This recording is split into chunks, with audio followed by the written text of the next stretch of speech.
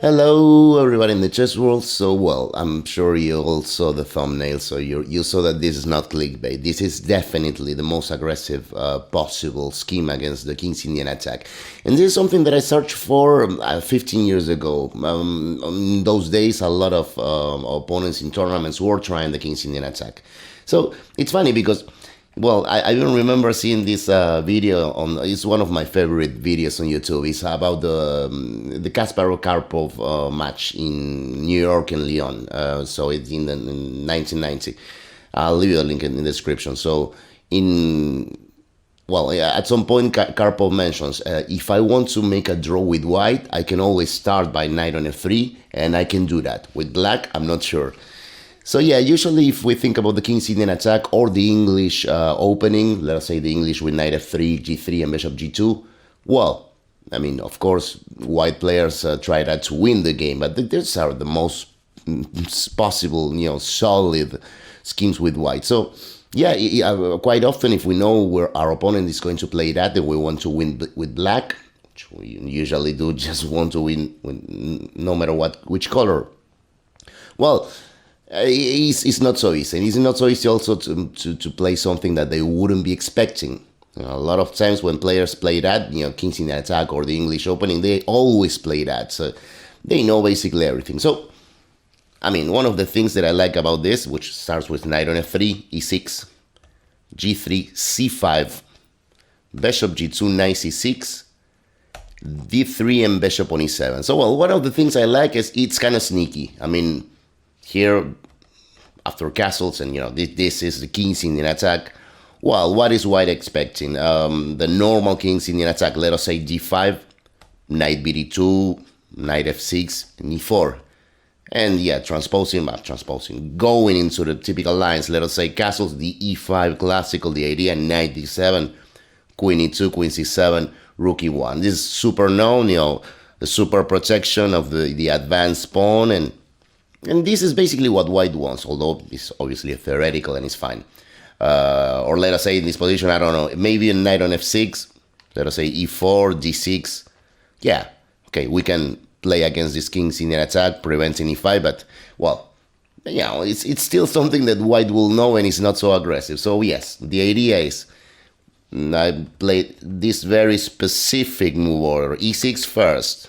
I'm kind of pretending that I'm going into the normal King's Indian, bishop on e7, but the thing is, after castles, well, h5, this is the idea. So yeah, simple, typical idea, throw in the h-pawn, where white's king is already on this side, so yeah, on this side, I mean, so just throw in the h-pawn, trying to open up the h-file, use the rook. This is quite interesting, I mean, and this is why, of course, we didn't even play knight on f6. We want full support of the queen and the bishop. So h4 is, well, in a way, inevitable. There's no way white is going to be able to prevent that. So I remember that when I prepared this, I was quite happy. I was like, this is super aggressive. So I'll show you first the analysis that I made, I mean, in those days of this line, and then actually, well, putting that in practice, the first game in which I tried this in a tournament game, and it was against a much stronger opponent, so it's kind of interesting. So my prep was the following. Well, it's quite logical that white is not going to want to play h4 right now, which is one of the things that sometimes we can do against this idea of h5, h4 by black. I mean, it's too much. One day we're going to crack open the position with g5, just preparing that. And remember, we always have this battery. So, I mean, if you play h4, well, maybe not right now, but it's not going to be too hard to organize the things, to one day play g5 and, yeah, open just that king. So, at the same time, normally white wouldn't want to do nothing and just play, I don't know, let us say, I don't know, whatever, knight bd2 and h4. It's not that this is immediately winning for black, but I understand that this is normally not what white players will do. So, my main focus on my prep was on h3. This is typical. Now white is obviously ready to answer, h4 with g4. So at least they kept the position close. Yes, maybe one day now we can organize an f5 with black, I understand, but this is not so easy. So in my prep, I decided that after h3, I wouldn't play this h4. My prep was G5. And yeah, again, is this going hyper aggressive? But this is a good move. I mean, also, okay, if you most of the positions that I'm going to show you, the computer is always giving equality. Okay, this is not only a way to say, oh, this is great for black, so this is why we're at least equal, because this is so cool for black. No, computer doesn't even care too much about the computer doesn't like too much for white the king's in the attack. It considers that it gives away equality. So don't think too much about the computer evaluation. But again, think about it in practical terms. I mean, I'd be already sweating a little bit with white. This is the thing. And again, if they don't expect this is kind of like a surprise. Just an attack going. Let us keep going. E4. This is the King's Indian attack move, and I'll also like the modern character because again since we have this battery here, this G pawn is very, very solidly defended, even if it's, white looks at it also with two pieces. So we can just go knight on h6. We're not going to play knight on f6 and blunder that pawn, but knight on h6 first. And, well, knight c3 it was in my prep. Instead of the typical knight bd2 move from the king's in attack, I think it's already time to try to play more aggressively with white. And, well, here just g4 immediately. And here there are two options. These are the two options that I had prepared in those days, because the most logical will be to take. However, before that, I remember preparing knight h2, which first it might seem kind of stupid because we take on h3, and well, we're already cracked open the g file against white's king, and the h4 the pawn move is still there. But there is an idea. I mean, queen takes h5 is threatened. And the g4 square, in case I play knight g4, well, I'm not saying this is an awful move, but they can just take twice on g4, take the extra pawn, and yeah, there is some attack, but it's still an extra pawn for white. But no, in my prep, I actually, after this, my prep said simply knight g8. I mean, again, a computer move, but this is, again, just protecting the h-pawn, opening up the h-file again, and we can, remaneuver with this g8 knight. So, again, continuing my prep, it was bishop on e3, and here, if you ask a computer will offer a lot of moves. For example, the solid d6, and also the aggressive and immediate h4. I'm sure a lot of you will play h4 immediately. It's fine. My favorite move, my preferred move in this position was to play b6 first. Yeah, again, white cannot prevent me from playing h4 one day. So I wanted to put up some pieces first. And let us say, for example, queen d2, bishop on b7. Finally, white does something, in the other side, so a4. And now h4. I like more this h4 with the fianchetto bishop. This is a matter of preference, you can play whatever, but I like this.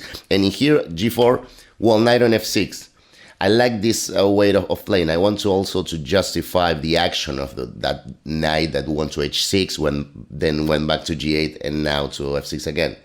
So if g5, I had this knight on h5, and after bishop g4, knight on g7. This was the end of this particular line in my prep. I mean, this is an unusual position, right? We rarely see something like that. I really like it.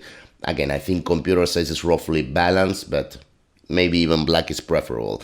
Going back in this g4 one, this was my prep against knight on h2, but of course h takes g4 was my main line. And here another curious detail, because I think it will be natural for a lot of players to immediately recapture with the h-pawn. Like, okay, now we've opened the h-file and we have this cool advanced pawn on g4.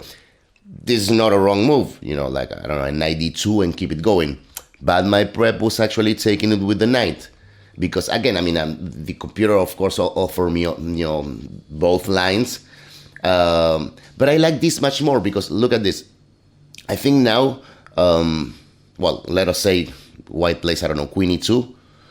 Just trying to, at some point, they're going to want to play e5, this typical King's Indian attack move, e5 anyway, because in here, they're going to try to cut the communication with our pieces. With e5, they will force our pieces to not to be so active. So, but then we could just play d6, preventing e5, or in case of e5, we'll always take it, and then follow it up with h4. So that is why, in going back, I did not prepare queen e2. To me, that was an innocent move.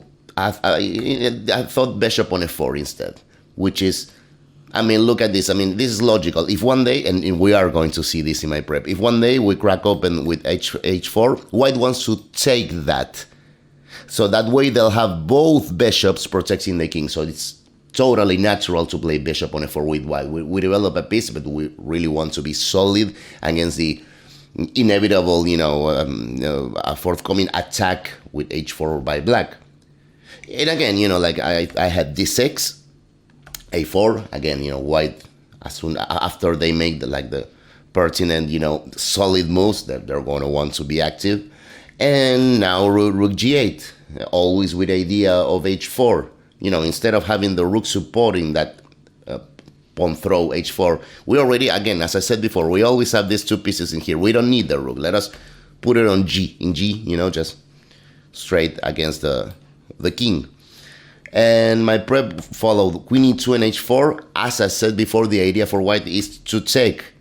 So then after takes and takes, well, again, at least they feel with this two bishop, I shouldn't get mated.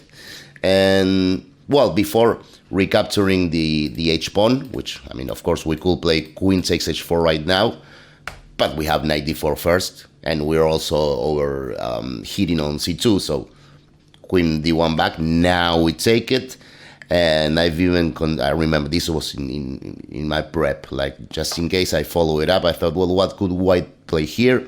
Knight b5 was an interesting move. They want to fight against our very good knight on d4, and taking it opens up the a file. At least they have that.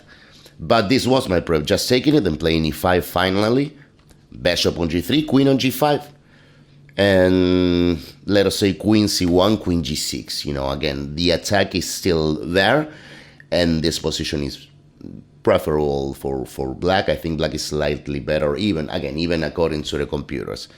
So, okay, you can see the general ideas are quite clear. I really like, of course, the aesthetical impression of h5, and after h3, just g5. Of course, it's scary for white. But now let us see, because then, as I said on the intro, I had this game against a player that was much stronger than myself. I knew that he played the King's Indian attack. So let us see how it went, because it's quite interesting. So we're here, right? Bishop on e7. And I was showing you these castles. This was my prep. Well, this was the game. I mean, everything went like this. But my opponent played e4 first, which wasn't such a big difference for me, because it's not like white is going to castle long, anytime soon. So I play h5 anyway. But this is much different. I mean, but much different. I already had to improvise a little bit, regarding what I had prepared. So logical, he did play h3. I mean, again, you have to be ready to answer h4 with solid g4. So this is quite logical. And I play d5. This is another thing that I like. I mean, you can go away from the script whenever you want with totally decent moves. And here I was already surprised, because I expected either knight bd2 or queen e2, like in the spirit of the King's Indian attack. And but he took on d5, and when I recaptured, he went d4. So on the one hand, I was a little bit surprised. On the other hand, well, this is logical concept, answering a flank attack, which was this one, with action in the center, taking the opponent and trying to open up the center. Just asking black, what are you doing throwing that h-pawn? But I had seen that I just play h4. And after g4, now knight on f6.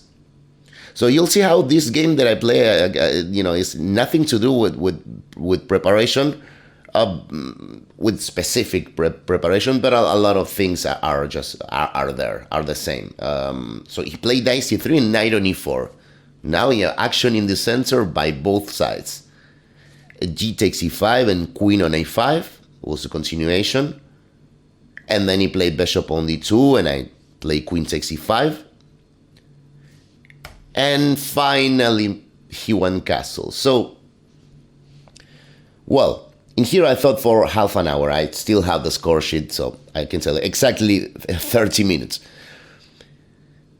So I guess the safest, most natural option was bishop on e6.